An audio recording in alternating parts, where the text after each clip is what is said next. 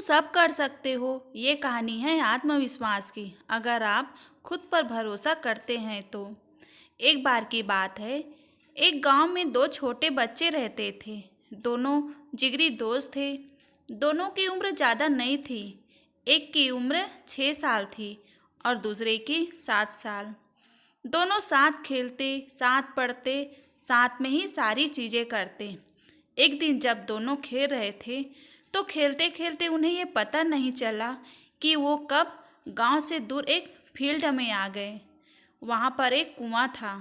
दोनों खेलने में इतना मशगूल थे कि अचानक एक बच्चा जो 7 साल का था वो उस कुएं में गिर गया। दूसरा बच्चा डर भी रहा था और परेशान भी था कि आखिर वो अपने दोस्त को कैसे बचाए।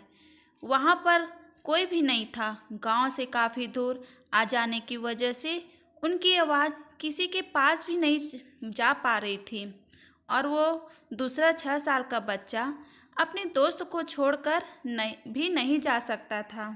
तभी वहाँ पर एक रस्सी मिली। उस बच्चे ने अपने दोस्त को वो रस्सी पकड़ाई और बोला कि दो जोर से पकड़े रहा, मैं खींच रहा हूँ।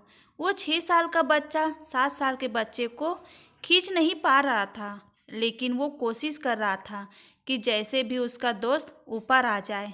काफ़ी देर लगा पर वो बच्चा अपने दोस्त को कुएं से निकालने में सफल हो गया और वो दोनों गांव आ गए। गांव आने के बाद जब ये बात गांव वालों को पता चली तो किसी ने भरोसा नहीं किया सिवाय एक बाबा के, जो बड़े ज्ञानी और होनहार थे। जब उसको ये बात पता चली कि वो बाबा उन बच्चों की बात का भरोसा कर रहे हैं तो सबको लगा कि कोई बात तो है, क्योंकि वो कभी झूठ नहीं बोलते और अगर वो मान ही रहे हैं तो कुछ बात तो होगी। इसलिए सभी लोग उस बाबा से पूछने पहुँचे कि आप क्यों भरोसा कर रहे हैं।